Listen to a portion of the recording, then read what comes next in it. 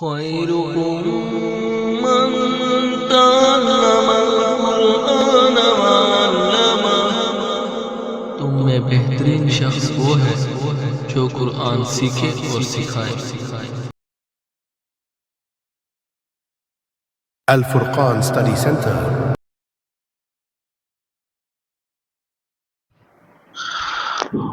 السلام علیکم ورحمۃ اللہ وبرکاتہ۔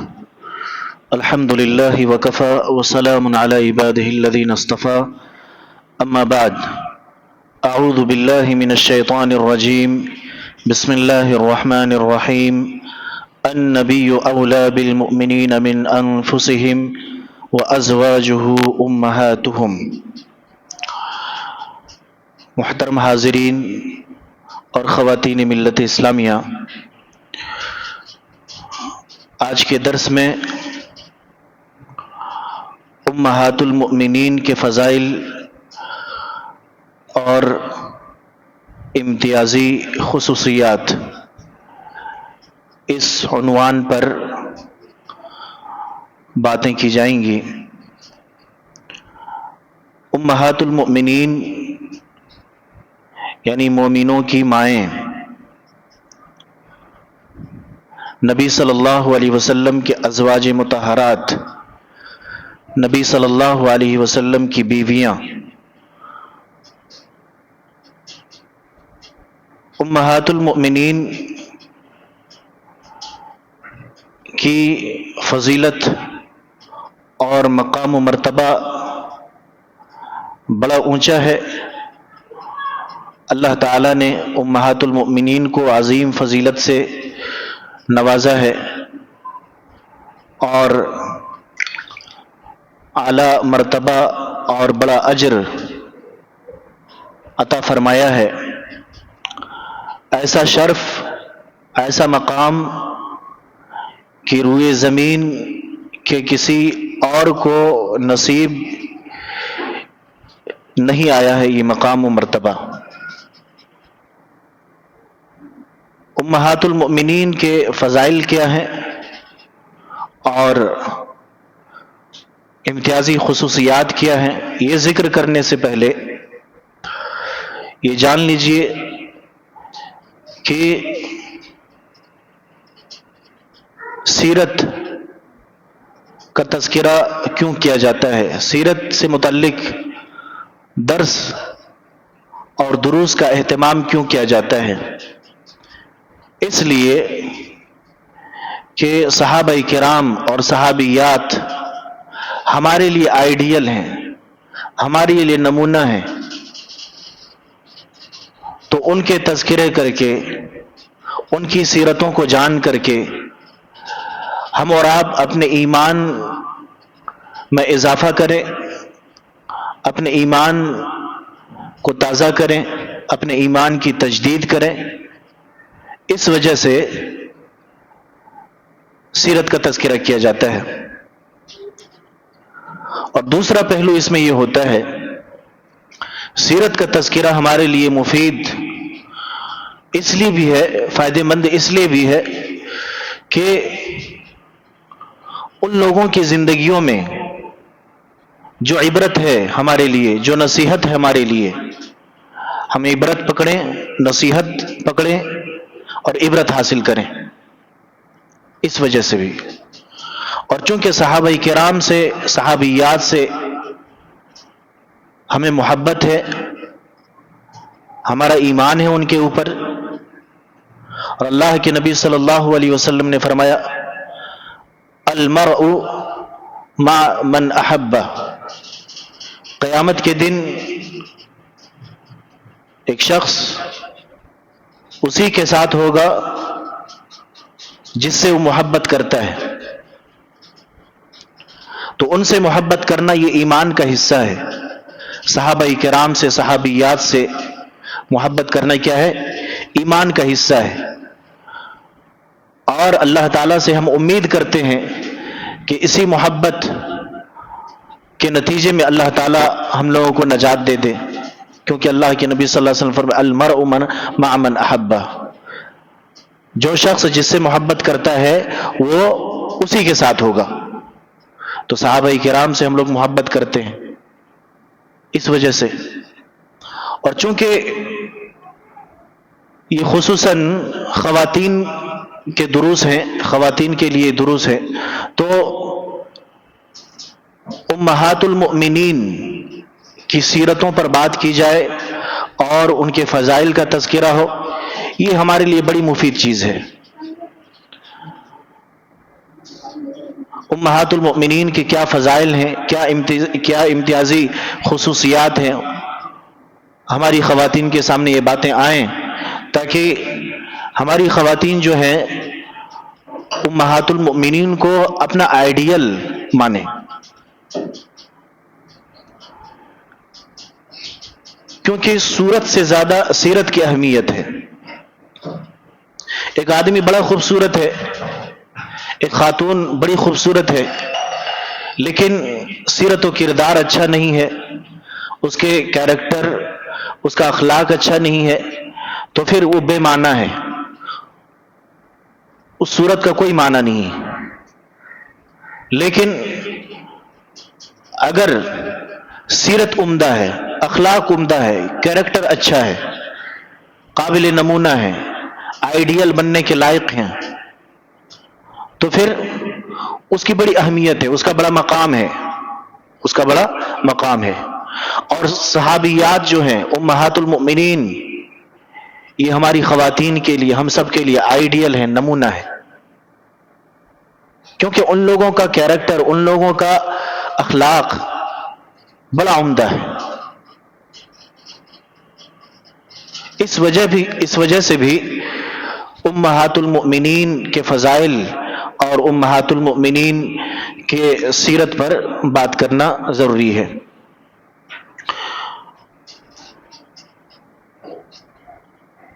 امہات المؤمنین کے فضائل ذکر کرنے سے پہلے یہ مناسب معلوم ہوتا ہے کہ نبی اکرم صلی اللہ علیہ وسلم کے جو ازواج مطہرات ہیں وہ کئی ایک ہیں.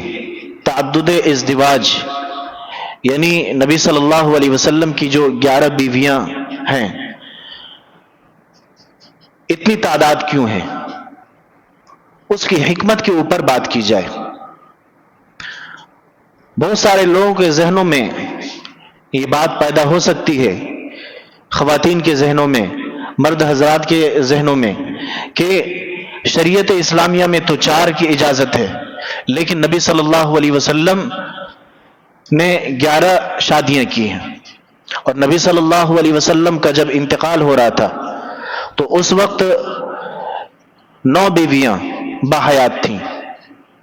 9 بیویاں کیا تھیں؟ باحیات تھیں. نبی صلی اللہ علیہ وسلم کی زندگی ہی میں 2 بیویاں وفات پا چکی تھیں، 2 بیویوں کا انتقال ہو گیا تھا. سیدہ خدیجہ رضی اللہ تعالی عنہا اور زینب بنت خزیمہ رضی اللہ تعالی عنہا، یہ دونوں انتقال کر چکی تھیں. باقی جب نبی صلی اللہ علیہ وسلم کا انتقال ہو رہا تھا تو اس وقت 9 بیویاں بقید حیات تھیں، یعنی حیات سے تھیں.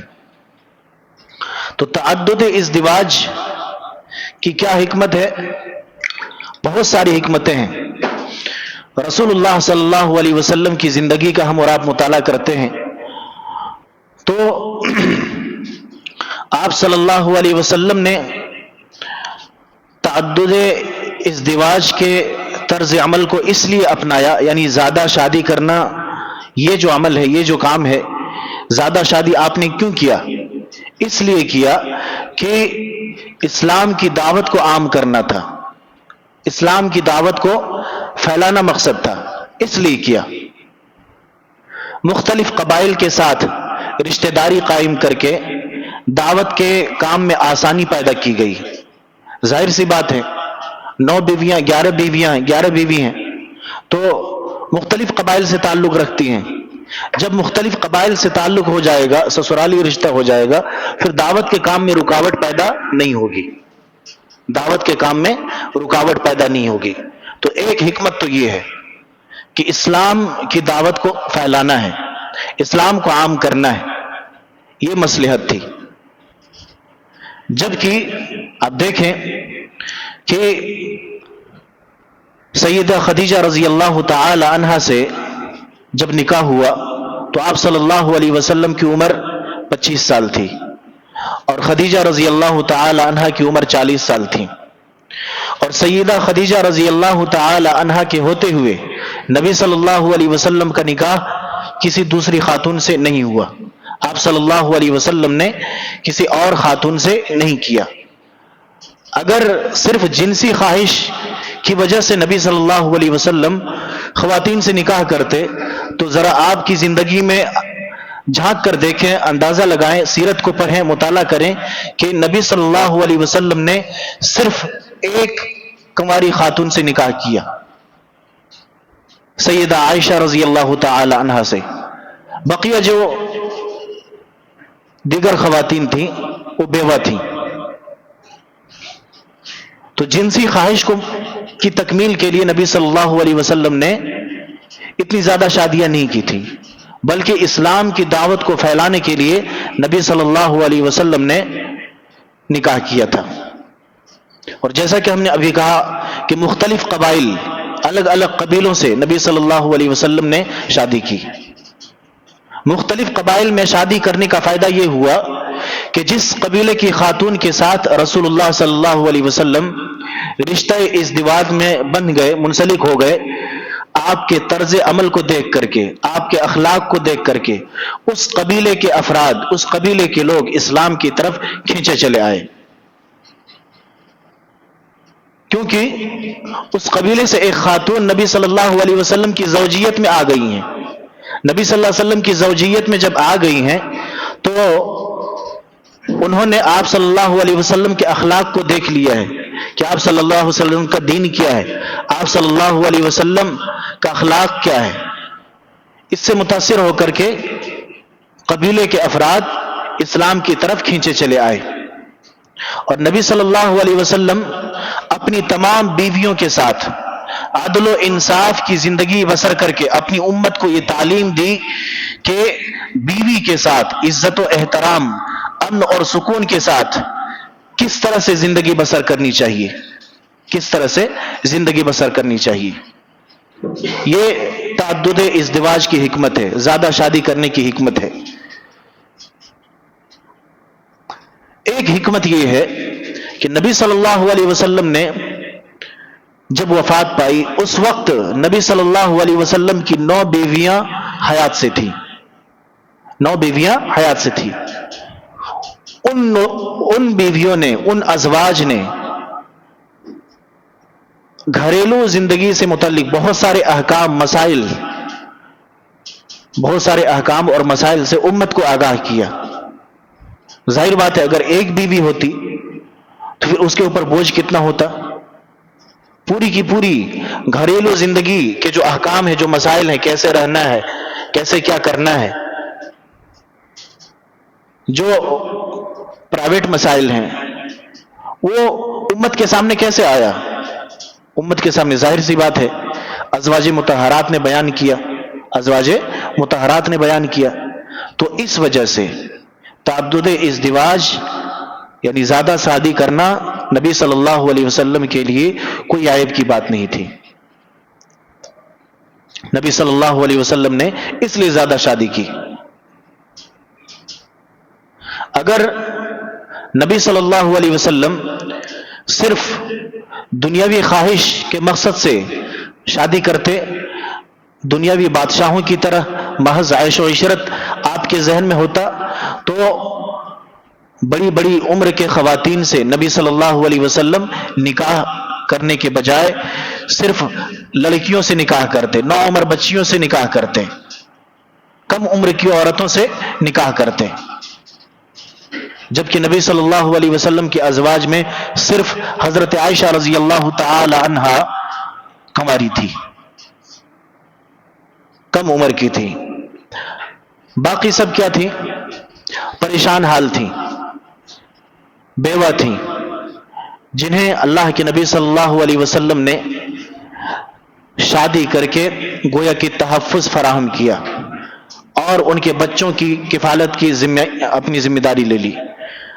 رسول اللہ صلی اللہ علیہ وسلم اپنے جانثار صحابہ کرام کو اس بات کی نصیحت کرتے تھے کہ کنواری عورت کے ساتھ تم نکاح کرو. نبی صلی اللہ علیہ وسلم خود کہتے تھے کنواری عورت سے، کنواری خاتون سے تم نکاح کرو، لیکن نبی صلی اللہ علیہ وسلم نے خود بیوہ عورتوں کو تحفظ فراہم کیا شادی کے ذریعہ، شادی کر کے. حضرت سیدنا جابر رضی اللہ تعالی عنہ کہتے ہیں کہ میں نے رسول اللہ صلی اللہ علیہ وسلم کے زمانے میں ایک عورت سے نکاح کیا، ایک خاتون سے نکاح کیا. اس کے بعد جب میں نے رسول اللہ صلی اللہ علیہ وسلم سے ملاقات کی تو آپ صلی اللہ علیہ وسلم نے میری طرف دیکھ کر کے فرمایا، اے جابر کیا تم نے شادی کی ہے؟ حضرت جابر رضی اللہ تعالی عنہ کہتے ہیں ہاں میں نے شادی کی ہے. آپ صلی اللہ علیہ وسلم پوچھا کیا کنواری عورت سے کی ہے یا پھر بیوہ کے ساتھ، بیوہ خاتون سے نکاح کیا آپ نے؟ حضرت جابر کہتے ہیں کہ میں نے بیوہ کے ساتھ کیا. آپ صلی اللہ علیہ وسلم نے فرمایا تم اپنی شادی کے لیے کسی کنواری عورت کا تم نے انتخاب کیوں نہیں کیا؟ کسی کنواری عورت کا انتخاب، کسی کنواری خاتون کو تم نے کیوں نہیں چنا؟ تو حضرت جابر رضی اللہ تعالی عنہ کو اللہ کے نبی صلی اللہ علیہ وسلم نے دیکھیے کیا نصیحت کی، کیا فرمایا کہ تلاعبها وتلاعبك، وہ تمہارے ساتھ کھیلتی تم اس کے ساتھ کھیلتے.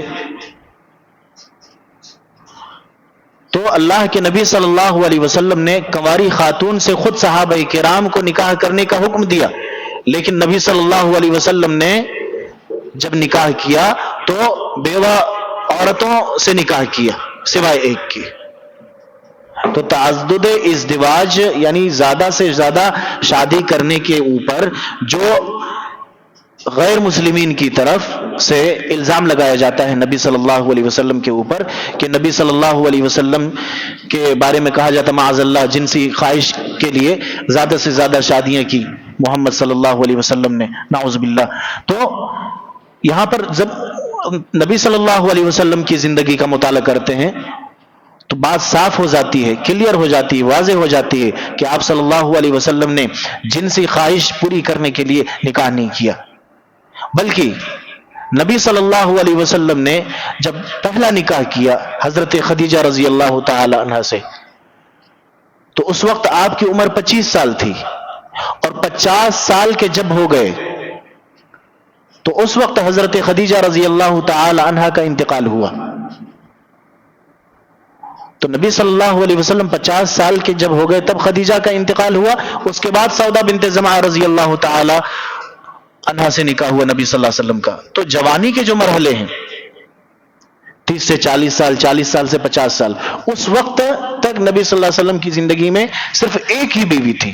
تو گویا یہ اعتراض کرنا کہ جنسی خواہش کے لیے نبی نے نکاح کیا تمہارے نبی نے، یہ باطل ہے.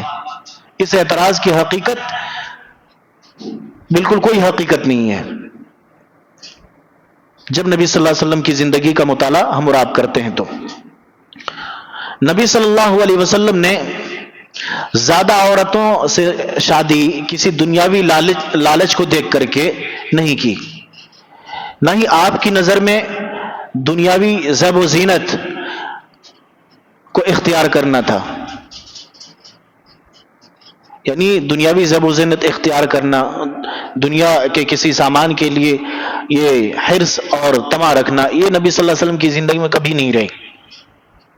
اس وجہ سے نبی صلی اللہ علیہ وسلم نے نکاح نہیں کیا. اس وجہ سے نبی صلی اللہ علیہ وسلم نے نکاح نہیں کیا، بلکہ نبی صلی اللہ علیہ وسلم کے ازواج مطہرات نے جب گھریلو اخراجات، گھر کے جو اخراجات ہیں اس میں اضافے کا مطالبہ کیا نبی صلی اللہ علیہ وسلم سے، تو آپ صلی اللہ علیہ وسلم پریشان ہو گئے، کیونکہ آپ صلی اللہ علیہ وسلم سادہ زندگی بسر کرنے کے عادی تھے، سادہ طرز عمل کو پسند فرماتے تھے.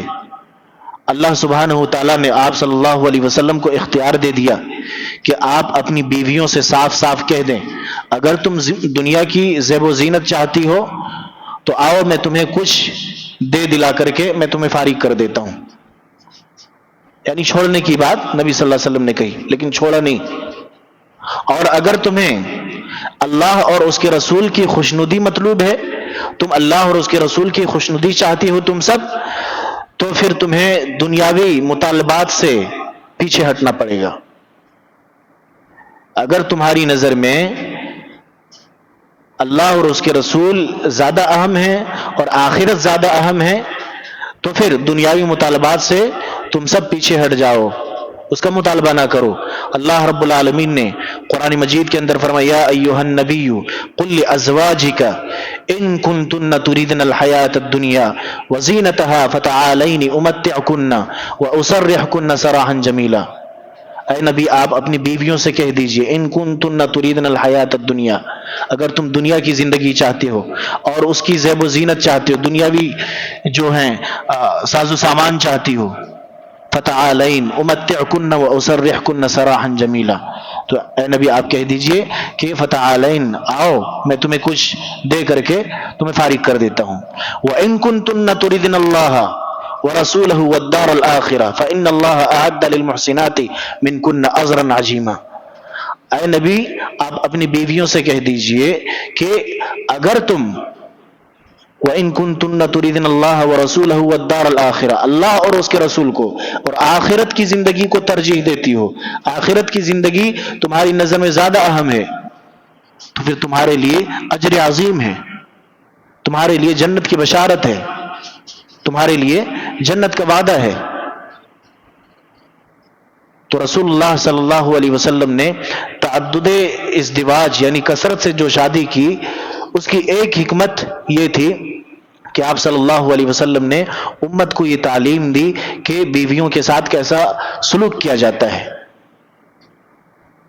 اور اللہ کے نبی صلی اللہ علیہ وسلم کی زندگی کو دیکھیے تو آپ صلی اللہ علیہ وسلم کی زندگی میں ہمیں اور آپ کو یہ ملتی ہے کہ آپ صلی اللہ علیہ وسلم نے حضرت خدیجہ رضی اللہ تعالی عنہا سے جو نکاح کیا، کس لیے کیا؟ مکی زندگی ہے، پریشان حال ہیں، دعوتی کام میں بہت سارے رکاوٹ ہیں. نبی صلی اللہ علیہ وسلم کے پاس حضرت خدیجہ کا پیغام آیا نکاح کا، آپ صلی اللہ علیہ وسلم نے پیغام کو قبول کیا، ایکسپٹ کیا. کس وجہ سے؟ تاکہ دعوتی کام میں اور پھیلاؤ ہو، دعوت کے کام دین اسلام سے لوگ روشناس ہو جائیں، لوگ آگاہ ہو جائیں، لوگ آگاہ ہو جائیں. اس وجہ سے دین کی اشاعت کے لیے حضرت خدیجہ رضی اللہ تعالی عنہا سے نکاح کیا. کثرت سے شادی کیونکہ اس کی ایک وجہ یہ بھی تھی کہ صحابہ کرام کے دلوں کے قریب، یعنی نبی صلی اللہ علیہ وسلم سے صحابہ کرام کا رشتہ تو بڑا مضبوط، لیکن اس رشتے کو رشتہ داری میں تبدیل کر کے، رشتہ داری میں بدل کر کے اور زیادہ مضبوط تعلق نبی صلی اللہ علیہ وسلم قائم کرنا چاہتے تھے. اسی وجہ سے نبی صلی اللہ علیہ وسلم نے حضرت عائشہ رضی اللہ تعالی عنہا سے نکاح کیا. حضرت عائشہ کون ہے؟ ابو بکر صدیق رضی اللہ تعالی عنہ کی بیٹی ہیں، ابو بکر صدیق رضی اللہ تعالی عنہ کی بیٹی ہیں. تو جب رشتہ داری میں یہ رشتہ تبدیل ہو گیا تو پھر رشتہ اور مضبوط ہو گیا، آپسی تعلق اور مضبوط ہو گیا. تعلق نبی صلی اللہ علیہ وسلم نے حضرت حفصہ رضی اللہ تعالی عنہا سے نکاح کیا، حفصہ بنت عمر رضی اللہ تعالی عنہا سے. تو اس کا مطلب کیا ہوا کہ یہ جو تعلق ہے نبی اور صحابی کا، یہ تعلق رشتہ داری میں بدل گئی، اب اور زیادہ مضبوط ہو گیا رشتہ. تو تعلقات کو مضبوط کرنے کے لیے نبی صلی اللہ علیہ وسلم نے کثرت سے نکاح کیا. نبی صلی اللہ علیہ وسلم مختلف قبائل کے ساتھ رشتہ داری کے ذریعے اپنے تعلقات کو مضبوط کرنا چاہتے تھے تاکہ دین کا کام مزید ہو، دین کا کام پھیلے. اس وجہ سے حضرت جویریہ رضی اللہ تعالی عنہا سے اور حضرت صفیہ رضی اللہ تعالی عنہا سے نکاح کیا. بیواؤں اور کمزور عورتوں کی کفالت کی ذمہ داری نبی صلی اللہ علیہ وسلم نبھانا چاہتے تھے، امت کو یہ تعلیم دینا چاہتے تھے کہ بیواؤں اور مسکینوں اور کمزور عورتوں کو تحفظ فراہم کیا جائے، ان لوگوں کا خیال رکھا جائے. اسی وجہ سے نبی صلی اللہ علیہ وسلم نے حضرت سودا بنت زمعہ اور ام سلمہ اور ام حبیبہ زینب بنت خزیمہ اور میمونہ رضی اللہ تعالی عنہا سے نکاح کیا، کیونکہ یہ سب کی سب بیوہ تھیں، کمزور تھیں. ان لوگوں کی کفالت کی تعلیم امت کو دینا مقصود تھا. اس وجہ سے نبی صلی اللہ علیہ وسلم نے ان لوگوں سے نکاح کیا. اسی طرح سے تبنی، منہ بولے بیٹے کے غیر شرعی احکام کو ختم کرنا تھا. جیسے حضرت زینب بنت جہش رضی اللہ تعالی عنہا سے نبی صلی اللہ علیہ وسلم نے نکاح کیا. تبنی یعنی جسے منہ بولا بیٹا کہا جاتا ہے. حقیقی بیٹا تو نہیں ہے، صرف آپ نے منہ سے ادا کیا ہے، بیٹا ماننا ہے، لیکن آپ کا حقیقی بیٹا وہ نہیں ہے. اب اگر کوئی باپ، اگر کوئی شخص اپنے منہ بولے بیٹے کی بیوی سے شادی کر لے تو اس میں کوئی حرج نہیں ہے، اس میں کوئی حرج نہیں. طلاق کے بعد یا پھر وہ خاتون کے بیوہ ہونے کے بعد نکاح کر لے، کوئی حرج نہیں، کیونکہ اپنی بہو سے انہوں نے نکاح نہیں کیا. تو کفار کے اندر یہ چیزیں غیر شرعی طور پر موجود تھیں ان لوگوں میں کہ منہ بولے بیٹی کی بیوی سے ایک آدمی شادی نہیں کر سکتا ہے. وہ لوگ حرام سمجھتے تھے. تو یہ غیر شرعی کام تھا، اللہ رب العالمین نے حرام نہیں کیا ہے، ان لوگوں نے خود اپنے آپ پر حرام کر لیا تھا. تو اللہ رب العالمین نے کہا کہ حرام نہیں ہے. اسی لیے نبی صلی اللہ علیہ وسلم نے حضرت زید بن حارثہ رضی اللہ تعالی عنہ جو کہ منہ بولے بیٹے نبی صلی اللہ علیہ وسلم کے تھے، نبی صلی اللہ علیہ وسلم کے تبنی تھے، ان کی بیوی سے نکاح کیا، حضرت زینب بنت جہش رضی اللہ تعالی عنہ سے. تو اس کو ختم کرنا تھا. اس وجہ سے نبی صلی اللہ علیہ وسلم نے تعدد ازدواج اختیار کیا. اب آئیے ازواج مطہرات یعنی امہات المؤمنین کے فضائل کو دیکھتے ہیں. امہات المؤمنین کے فضائل بہت سارے ہیں. سب سے پہلی فضیلت اور سب سے عظیم فضیلت یہ ہے کہ امہات المؤمنین کو اللہ رب العالمین نے مومنوں کی ماں قرار دیا ہے. نبی صلی اللہ علیہ وسلم کے ازواج کو اللہ رب العالمین نے یہ شرف بخشا، یہ مقام عطا کیا کہ انہیں مومنوں کی مائیں قرار دیا ہے، مومنوں کی ماں قرار دیا ہے. اللہ رب العالمین نے سورۃ الاحزاب کے اندر فرمایا النبی اولی بالمؤمنین من انفسہم وازواجہ امہاتہم، اور نبی صلی اللہ علیہ وسلم کی بیویاں وازواج امہاتہم، نبی صلی اللہ علیہ وسلم کی بیویاں امہاتہم ان کی مائیں ہیں. کن کی مائیں ہیں؟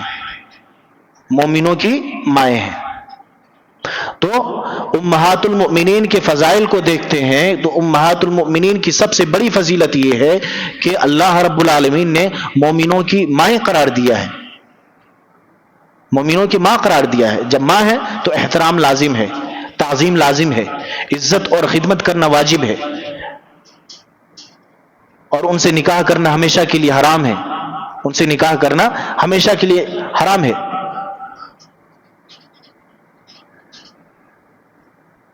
تو ازواج مطہرات کی سب سے بڑی فضیلت یہ ہے کہ اللہ رب العالمین نے مومنوں کی ماں قرار دیا ہے، مومنوں کی ماں قرار دیا. اس لیے ازواج مطہرات کے جو حقوق ہیں ان کو ادا کرنا اور زیادہ ضروری ہو جاتا ہے، اور زیادہ ضروری ہو جاتا ہے.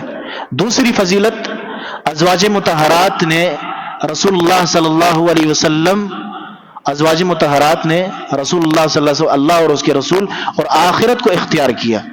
آپ نے ابھی سنا کہ ازواج مطہرات نے جب نبی صلی اللہ علیہ وسلم سے یہ مطالبہ کیا کہ گھریلو اخراجات میں ہمارے اضافہ کر دیا جائے، گھریلو اخراجات میں اور زیادہ اضافہ کر دیا جائے، نبی صلی اللہ علیہ وسلم نے آپشن رکھا، 2 آپشن. تو ازواج مطہرات نے کس آپشن کو چنا؟ اللہ اور اس کے رسول کو ان لوگوں نے چنا، ازواج مطہرات نے. امہات المؤمنین نے آخرت کو ترجیح دی. اس وجہ سے ان کی فضیلت زیادہ ہے، اس وجہ سے ان کی فضیلت زیادہ ہے. وَإِن كُنتُنَّ تُرِيدْنَ اللَّهَ وَرَسُولَهُ وَالدَّارَ الْآخِرَةَ فَإِنَّ اللَّهَ أَعَدَّ لِلْمُحْسِنَاتِ مِنْكُنَّ أَجْرًا عَظِيمًا. حضرت عائشہ رضی اللہ تعالی عنہا چونکہ تمام بیویوں میں کم عمر کی تھی، وہ بیان کرتی ہیں جب اللہ تعالیٰ نے رسول اللہ صلی اللہ علیہ وسلم کو حکم دیا کہ اے نبی آپ اپنی بیویوں کو اختیار دے دیں، تو نبی صلی اللہ علیہ وسلم حضرت عائشہ رضی اللہ تعالی عنہا کے پاس آتے ہیں اور فرماتے ہیں کہ میں تمہارے سامنے ایک بات رکھتا ہوں لیکن جلدی نہ کرو۔ بات کیا تھی؟ وہی اختیار کرنے کی بات جو تھی، اگر تم چاہو تو دنیا کی زیب و زینت اختیار کر لو، کچھ دے دلا کر کے میں تمہیں چھوڑ دیتا ہوں، یا پھر تم چاہو تو اللہ اور اس کے رسول کو اختیار کرو، نبی صلی اللہ علیہ وسلم کی بیوی بن کر کے سادگی کے ساتھ زندگی گزارو۔ تو نبی صلی اللہ علیہ وسلم نے حضرت عائشہ سے کہا کہ تم اس معاملے میں جلدی مت کرنا۔ کیوں؟ کیونکہ وہ کم عمر کی تھی۔ اپنے والدین سے پہلے مشورہ اور فیصلہ کر لینا، اپنے والدین سے پہلے مشورہ اور فیصلہ کر لینا۔ اور وہ کہتے ہیں کہ آپ صلی اللہ علیہ وسلم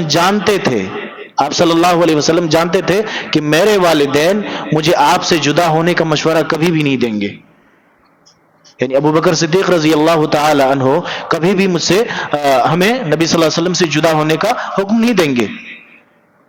پھر آپ صلی اللہ علیہ وسلم نے یہ آیت کریمہ پڑھ کر کے سنائی کہ یا ایھا النبی قل لازواجک ان کنتن تريدن الحیاۃ الدنیا، یعنی اللہ رب العالمین کا یہ فرمان آ چکا ہے، اللہ رب العالمین کا یہ فرمان آ چکا ہے۔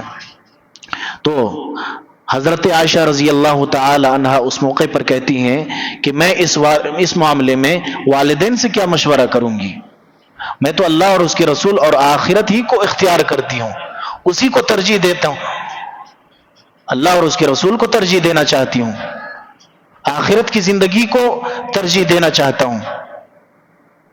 تو اس وجہ سے امہات المؤمنین کے فضائل زیادہ ہیں۔ تو اس حدیث سے معلوم ہوتا ہے کہ آپ صلی اللہ علیہ وسلم نے اپنی ازواج کو اختیار دیا اور انہوں نے آپ صلی اللہ علیہ وسلم ہی کو چنا، یعنی آپ صلی اللہ علیہ وسلم کی بیوی بن کر کے رہنے کو ازواج مطہرات نے چنا۔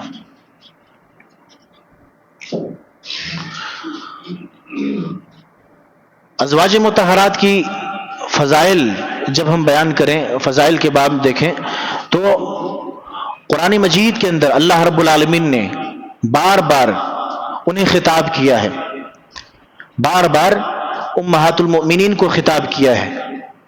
تو بار بار خطاب کرنا یعنی بار بار امہات المؤمنین کہہ کر کے یا ایھا النبی قل لازواجک، اس طرح سے، یا پھر یا نساء النبی، اے نبی کی بیویوں، اے نبی کی عورتوں، بار بار تذکرہ کر کے گویا کہ ان کی عزت، ان کے شرف کو بڑھانا مقصود ہے۔ اللہ رب العالمین نے بار بار تذکرہ کیا ہے، اس سے اندازہ ہوتا ہے کہ امہات المؤمنین کی کتنی فضیلت ہے، اسی لیے بار بار امہات المؤمنین کا تذکرہ قرآن مجید کے اندر ہے، قرآن مجید کے اندر بار بار تذکرہ کیا، اے نبی کی بیویوں، تم میں سے جو بھی کھلی بے حیائی کا ارتکاب کرے گی اس کو دوہرا عذاب دیا جائے گا، اس کو دوہرا عذاب دیا جائے گا۔ تو بار بار خطاب کیا، اے نبی کی بیویوں تم عام عورتوں کی طرح نہیں ہو، یا نساء النبی لستن کأحد من النساء ان اتقیتن، اے نبی کی بیویوں تم عام عورتوں کی طرح نہیں۔ تو بار بار اے نبی کی بیویوں، اے نبی کی بیویوں یہ کہہ کر کے پکارنا، اللہ رب العالمین نے گویا کہ ان کی فضیلتوں کا تذکرہ کیا ہے، ان کے شرف کو اور بڑھا دیا ہے، ان کے مقام کو اور بلند کر دیا ہے، اس وجہ سے ان کی فضیلت زیادہ ہے، اس وجہ سے ان کی فضیلت زیادہ ہے۔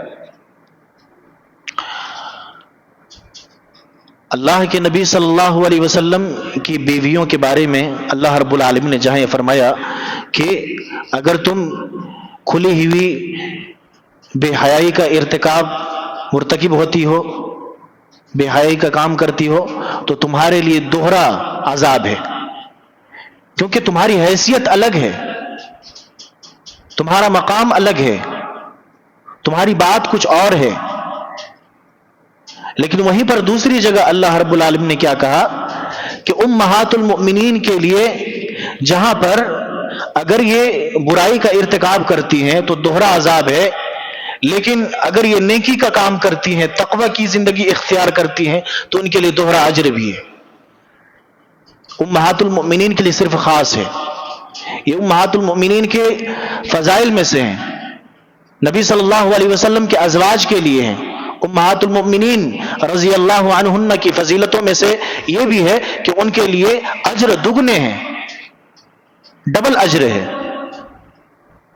اللہ رب العالمین نے فرمایا کہ وَمَن يَقْنُتْ مِنْكُنَّ لِلَّهِ وَرَسُولِهِ وَتَعْمَلْ صَالِحًا، تم میں سے جو کوئی قانت ہیں یعنی اللہ اور اس کے رسول کی فرما برداری کرنے والی ہیں، نبی کی بیویوں میں سے جو کوئی اللہ اور اس کے رسول کی فرما برداری کرنے والی ہیں اور نیک عمل کرنے والی ہیں، تو ہم اسے اجر 2 مرتبہ دیں گے. اجرہا مرتین، ڈبل اجر ان کے لیے ہے. وَأَعْتَدْنَا لَهَا رِزْقًا كَرِيمًا، اور ہم نے ان کے لیے عزت بزرگی والا رزق تیار کر رکھا ہے. رزقاً کریمہ سے مراد مفسرین نے کیا لیا ہے؟ جنت، یعنی ان کے لیے جنت کی بشارت ہے. امہات المؤمنین کے لیے جنت کی بشارت ہے. دنیا کی کسی عورت کو فضیلت حاصل نہیں ہے جو نبی کی بیویوں کو حاصل ہے، اور نہ ہی کسی عورت پر وہ حق ہے جو اللہ تعالیٰ نے ان پر رکھا ہے، جو اللہ تعالیٰ نے ان پر رکھا ہے. 5ویں فضیلت، اللہ تعالیٰ نے خاص طور پر انہیں خطاب کیا ہے اور فرمایا ہے کہ ان کو فضائل اختیار کرنے اور برائیوں سے بچنے کا حکم دیا ہے. اللہ تعالیٰ نے خاص طور پر نبی کی بیویوں کو خطاب کر کے کہا ہے کہ تم لوگ تقوی اختیار کرو اور اللہ اور اس کے رسول کی اطاعت کرتی رہو اور برائیوں سے بچو. خاص طور پر نبی کی بیویوں کو خطاب کر کے کہا ہے. ظاہر سی بات ہے کہ جو اللہ رب العالمین کے نزدیک زیادہ محبوب ہے، اللہ رب العالمین نے خطاب کر کے ڈائریکٹ کہا ہے، ورنہ عمومی طور پر سب داخل ہیں اس میں، لیکن خطاب نبی کی ازواج سے ہے. ہماری عورتیں بھی داخل ہیں، ہماری خواتین بھی داخل ہیں کہ یہ بھی تقوی اختیار کرے، یہ بھی اللہ اور اس کے رسول کی فرما برداری کریں، برائیوں سے بچیں. لیکن خطاب کس کو کیا ہے؟ نبی صلی اللہ علیہ وسلم کے ازواج کو. اور جب کوئی محبوب ہوتا ہے تو اس کو ہر چیز سے منع کیا جاتا ہے کہ یہ تمہارے لیے بہتر نہیں ہے، یہ بہتر ہے، تم یہ کام کرو. تو ازواج مطہرات اللہ رب العالمین کے یہاں ان کا مقام بہت اونچا ہے، بڑا اونچا ہے. اللہ عز و جل نے حکم دیا امہات المؤمنین کو کہ وقرن فی بیوتکن ولا تبرجن تبرج الجاہلیۃ الاولی، کہ تم لوگ اپنے گھروں میں قرار پکڑو، اپنے گھر میں رہو اور تبرج اختیار کر کے، سج سنور کر کے اپنے گھروں سے باہر نہ نکلو، اللہ کی ضرورت کے تحت باہر جانا پڑے تو ایسے ہی جاؤ. انہیں منع فرمایا کہ زیب و زینت اختیار کر کے، نمائش اختیار کر کے ان چیزوں کے ساتھ وہ اپنے گھروں سے نہ نکلیں اور ہمیشہ اللہ اور اس کے رسول کی اطاعت کرتی رہیں.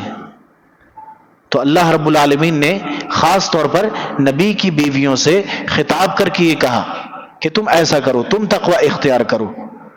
تو اللہ رب العالمین کا ڈائریکٹ نبی کی بیویوں سے خطاب کرنا یہ امہات المؤمنین کے فضائل میں سے آتا ہے.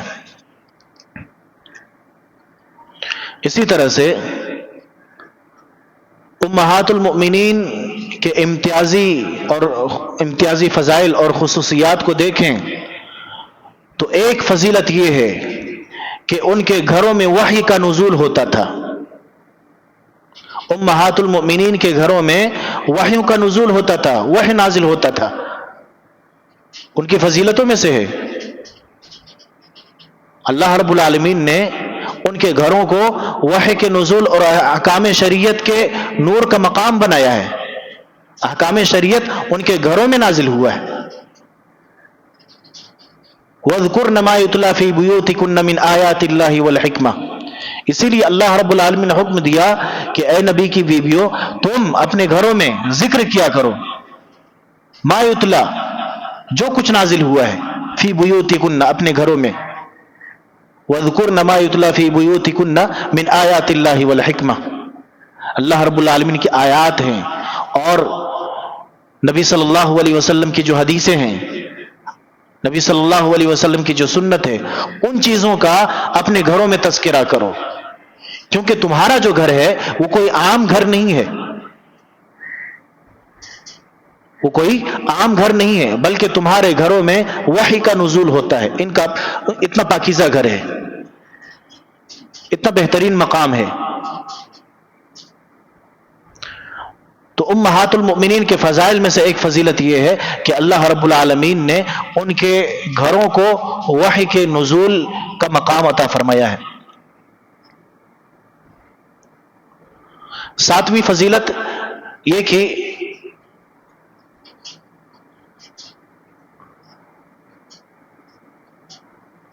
نبی صلی اللہ علیہ وسلم نے جہاں انہیں اختیار کیا زوجیت کی شکل میں، یعنی ازواج کی شکل میں، نبی صلی اللہ علیہ وسلم کی شادی ہوئی ازواج مطہرات سے، ان خواتین سے ایک رشتہ ہوا.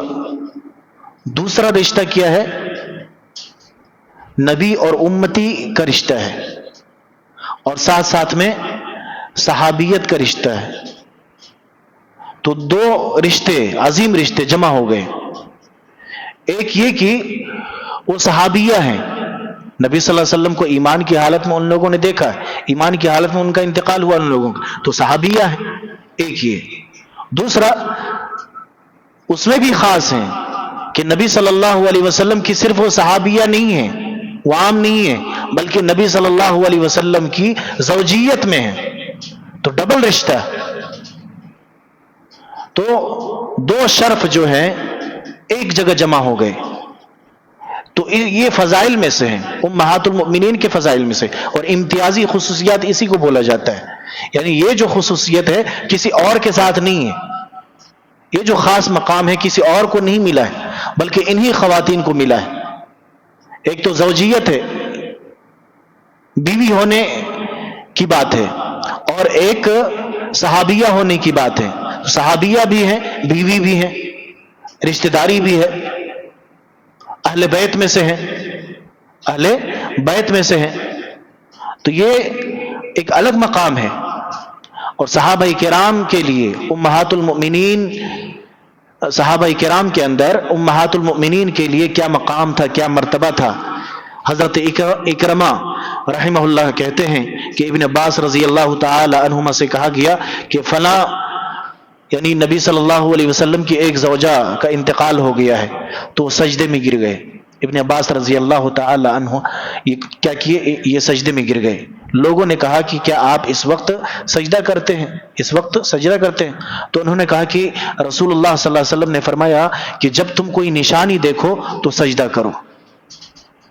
حضرت ابن عباس کہتے ہیں کہ یہ خبر سن کر کے میں نے اس لیے سجدہ کیا کہ اللہ کے نبی صلی اللہ علیہ وسلم نے فرمایا جب تم کوئی نشانی دیکھو تو سجدہ کرو. نبی کی بیویوں کے جانے سے بڑھ کر کون سی بڑی نشانی ہو سکتی ہے؟ یہ تو عظیم نشانی ہے، یہ تو عظیم نشانی ہے. آپ صلی اللہ علیہ وسلم کا یہ فرمانا کہ جب تم کوئی نشانی دیکھو، یعنی ایسی علامت جو عذاب کے نزول کی خبر دیتی ہو، اور اس میں علماء کے ختم ہو جانے اور ان کی بیویوں کے جانے کو بھی شامل ہے. نبی صلی اللہ علیہ وسلم کے ازواج مطہرات یہ بھی جانے، کیونکہ ان سے صحابہ کرام علم حاصل کیا کرتے تھے، فتویٰ پوچھا کرتے تھے، گھریلو زندگی کے مسائل پوچھا کرتے تھے. تو وہ چلی گئی، اب مسئلہ کیسے پوچھیں گے؟ تو عظیم نشانی ہے، عظیم نشانی ہے. تو حضرت ابن عباس رضی اللہ تعالی عنہما کہتے ہیں کہ اس سے بڑھ کر نشانی کون سی ہوگی کہ امہات المؤمنین رخصت ہو جائیں، اور ان کے لیے صحابیت کا فضل ہے، ساتھ ہی زوجیت کا خاص شرف بھی ان کے لیے ثابت ہے، اور ان کے انتقال کے ساتھ ساتھ وہ تمام چیزیں بھی ختم ہو جاتی ہیں، وہ تمام چیزیں بھی ختم ہو جاتی ہیں جن میں وہ نبی اکرم صلی اللہ علیہ وسلم کے گھر کی خاص حالتوں کو بیان کرنے میں منفرد تھیں، اکیلا تھیں. تو ان کے جانے سے نبی صلی اللہ علیہ وسلم کے گھریلو جو معاملات ہیں، کیونکہ نبی صلی اللہ علیہ وسلم کی زندگی ہمارے لیے آئیڈیل ہے. لقد کان لکم فی رسول اللہ اسوۃ حسنہ، ہمارے لیے آئیڈیل نمونہ نبی صلی اللہ علیہ وسلم کی زندگی ہے. تو نبی صلی اللہ علیہ وسلم کی زندگی کے بارے میں بتانے کے لیے جو صحابیات تھیں، ازواج مطہرات تھیں، وہ تو چلی گئیں. اس وجہ سے ایک عظیم نشانی قرار دیا حضرت ابن عباس رضی اللہ تعالی عنہ نے. تو یہ صحابہ کرام کے دلوں میں ان کا مقام تھا، امہات المؤمنین کا. آخری فضیلت بیان کر کے میں اپنی بات کو ختم کروں گا. امہات المؤمنین کے لیے سب سے عظیم فضیلت یہ ہے کہ ان سب کو جنت کی بشارت عطا کی گئی. ان سب کو جنت کی بشارت عطا کی گئی کہ امہات المؤمنین ازواج مطہرات نبی صلی اللہ علیہ وسلم کے ساتھ جنت میں ہوں گی، اور آپ صلی اللہ علیہ وسلم کے مقامات میں ان کے ہم نشیں ہوں گی، ان کے ساتھ رہیں گی. اللہ رب العالمین نے فرمایا کہ وَمَن يَقْنُتْ مِنْكُنَّ لِلَّهِ وَرَسُولِهِ وَتَعْمَلْ صَالِحًا نُؤْتِهَا أَجْرَهَا مَرَّتَيْنِ وَأَعْتَدْنَا لَهَا رِزْقًا كَرِيمًا. فرمایا کہ تم میں سے جو اللہ اور اس کے رسول کی مکمل اطاعت کرے اور نیک عمل بجا لائے، ہم اسے دوہرا اجر عطا کریں گے. یہ بھی امہات المؤمنین کے فضائل میں سے ہیں، اور اس کے لیے ہم نے عزت و کرامت والا رزق یعنی جنت تیار کر رکھا ہے. تو تمام امہات المؤمنین اس میں داخل ہیں، تمام امہات المؤمنین ازواج مطہرات اس میں تمام کی تمام داخل ہیں، اور سب کے سب اہل بیت میں داخل ہیں. اہل بیت کے لیے اللہ کے نبی صلی اللہ علیہ وسلم نے کیا فرمایا؟ اہل بیت کے متعلق تم ہمیشہ ڈرتے رہو، یعنی انہیں تکلیف نہ پہنچاؤ، کیونکہ یہ نبی کے گھرانے والے ہیں، نبی کے گھرانے والے ہیں. ان کے مقام و مرتبے کا لحاظ رکھو، ان کے حقوق کو ادا کرو، ان کی شان میں گستاخیاں نہ کرو. تو امہات المؤمنین بھی اہل بیت میں داخل ہیں. تو امہات المؤمنین کا بڑا مقام ہے، عظیم مرتبہ ہے، اور بہت ساری خصوصیات کا تذکرہ آج ہم نے کیا ہے. انشاءاللہ اگلے درس میں سیدہ خدیجہ رضی اللہ تعالی عنہا یعنی نبی صلی اللہ علیہ وسلم کی جو سب سے پہلی خاتون ہیں، سب سے پہلی زوجہ ہیں، ان کی سیرت کے متعلق باتیں ہوں گی اگلے درس میں انشاءاللہ. اللہ تعالیٰ سے دعا ہے کہ اللہ رب العالمین ہم سب کو صحیح سمجھ کی توفیق دے، اور امہات المؤمنین کے مقام و مرتبے کو سمجھنے کی توفیق دے، ان کے حقوق کو ادا کرنے کی توفیق دے. آمین. اقول قولی هذا واستغفر اللہ لی ولکم ولسائر المسلمین فاستغفروہ انہ هو الغفور الرحیم.